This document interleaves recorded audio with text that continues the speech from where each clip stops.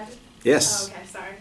Okay, so we're all we're all like young and college students, and when we're ever hanging out with our friends, sometimes we don't always know what to do. So I'm gonna suggest like going to concerts, and concerts, like, you guys may think that, wow, concerts are pretty expensive and stuff, but I've been to like some of my favorite concerts, and they've only been about $20, and it's overall like one of the most amazing experiences you can have, just like listening to live music, and like the beat you can feel just because the bass is so like strong, you can like feel it in your feet. It's like crazy. And then so I did some research, and it says that live music gives such an amazing excitement, and I did research that shows that it can affect your life in a positive way. And some research I found said that it can affect, or live music can raise your spirits, increase your happiness, decrease your stress, and cause you to become a more social person. So if you're very introverted, like, you may not want to go, but it doesn't hurt to try. Like, it's still pretty fun. And so the first point I'll be talking about is how it can raise your spirits. There's a lot of things that come with a concert, from like the second you buy your ticket to planning an outfit and just planning everything with your friends, until like the moment you step foot in the venue and like hear the first song. It's life-changing, and it just overall, like, it'll raise your spirits, it'll cause you to be a more happy person, and it'll give you an experience of a lifetime that you can talk about forever. And so along with it raising your spirits, it can also increase your happiness. I found how live music can increase your happiness according to liveforlivemusic.com. It says that if you're ever feeling down, it takes about 15 minutes of listening to your favorite tunes to get you to feel happy again. And this is because your favorite music can give you a natural high, so it's like that high on life type thing. And it's because your brain is releasing dopamine, and dopamine is the neurotransmitter that sends signals to your brain, and it's kind of the feel-good neurotransmitter. And it releases happiness, excitement, joy, and positivity when you're listening to something that you enjoy. So if you get like that after just listening to a song, like in your car or on your iPod or phone now, obviously, you can like imagine how that would feel, like listening to your favorite song live and just like seeing your favorite artist.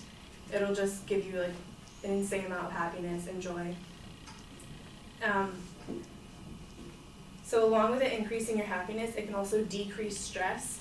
And if you're ever feeling stressed, you can make plans for like an upcoming concert, and throughout the time you're just gonna get more excited each and each day.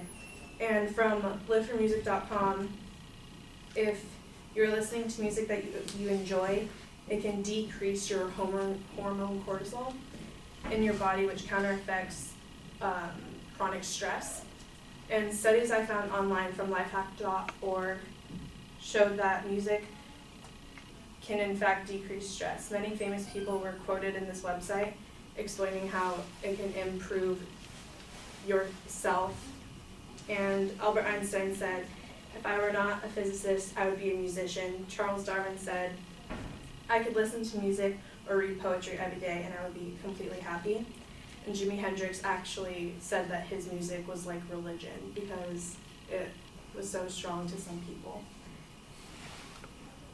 So going to concerts can actually cause you to be a more social person as well.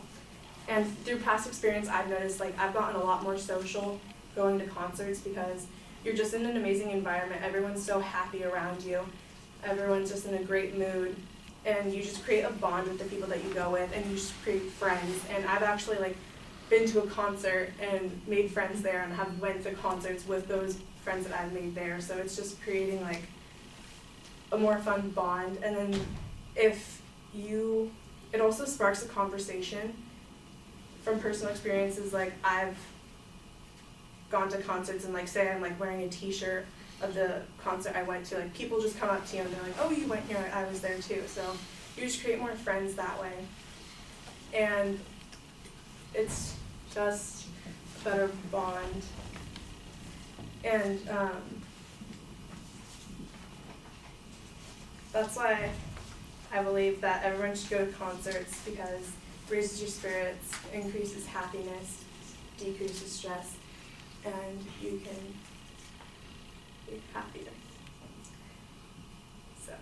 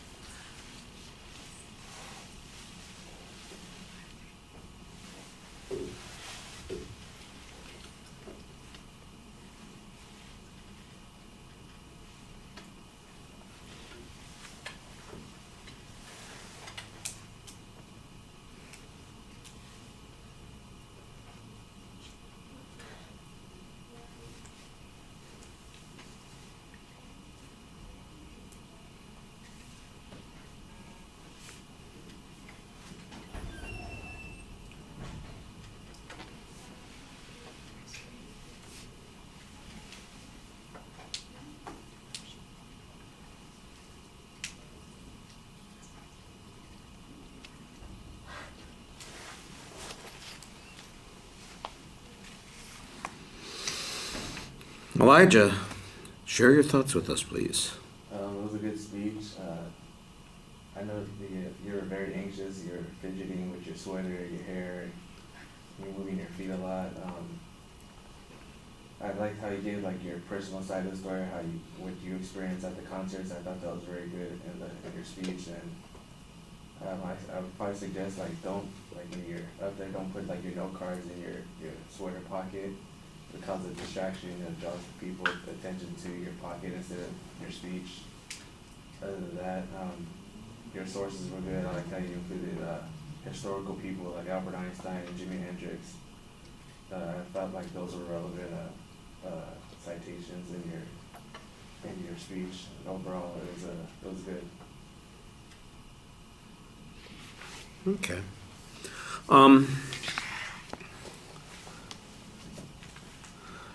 Your opening, I think, is a little bland. You want to be a little bit more energetic and enthusiastic. You kind of jump into the topic without giving us as strong a visualization as you could. This is a subject that ought to be exciting and engaging and thrilling. I mean, that's the way you're selling it. It's life-changing to go to a concert. So, you ought to sound like you're about to change our lives a little bit, as opposed to kind of that anxious nervousness that you go through and you just kind of dive into the topic a little directly. It's not that it was bad. It just feels like not something that's incentivizing me from the very beginning.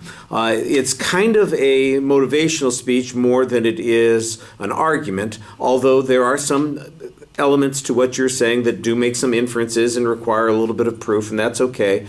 I didn't really perceive much of a preview. I think you have a quote that you then kind of use as your preview. It was a little bit unclear that that's exactly what you were doing. However, when you were structuring the speech in the body of the speech, I could definitely tell what the point was that you were trying to make at any given time. So I thought that you did a pretty good job on that. There's some nice visualization on that first point about raising your spirits, but it's all asserted.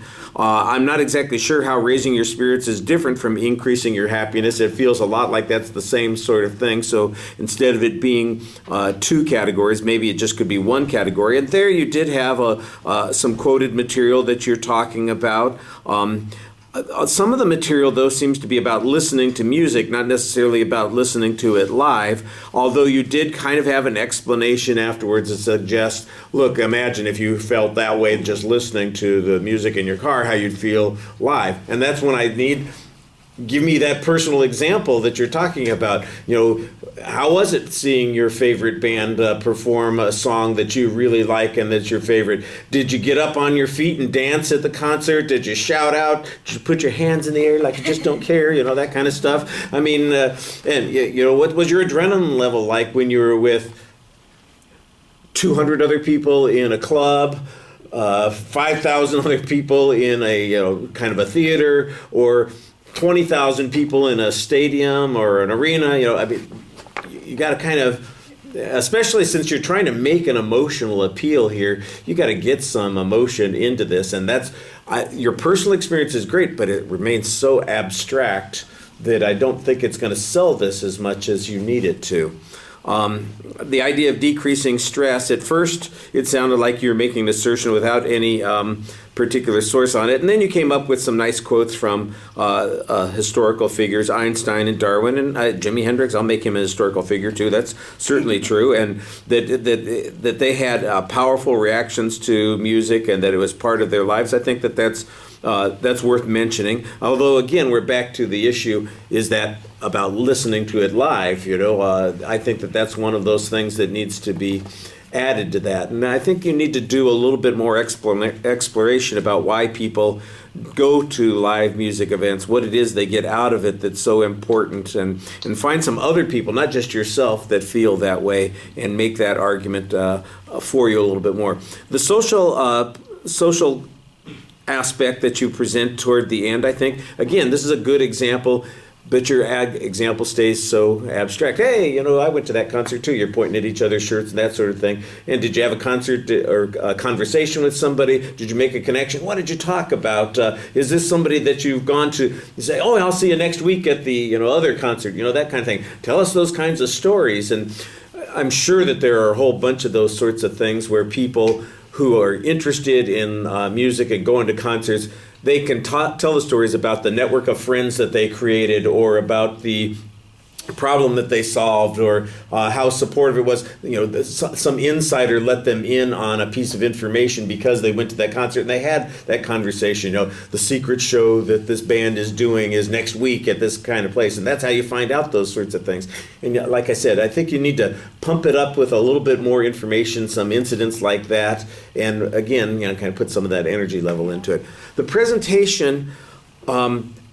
I got to agree with some of the things Elijah said. You do look nervous when you're up there talking. You've got your ankles crossed the whole time. You just look off balance most of the time that you're speaking. I do think that you've got nice energy in your voice, but you need, like I said, that inflection, and you need to punch it every once in a while. It's not like you're talking to us and it's dour and quiet, but it's not consistent, it's not reflecting, it's not complementing the message that you're presenting with us, and it needs to do that a little bit more. Like I said, and you've got the nervous hands, especially in the introduction. Your summary sounds a little anticlimactic. It seems like you're just, and I'm here at the end, and this is what I have to do, and let me get done, and instead of selling it one more time. And it's an interesting topic. I think you can get away with it, but you got to sell it a little bit more this way. All right, thank you. You don't even tell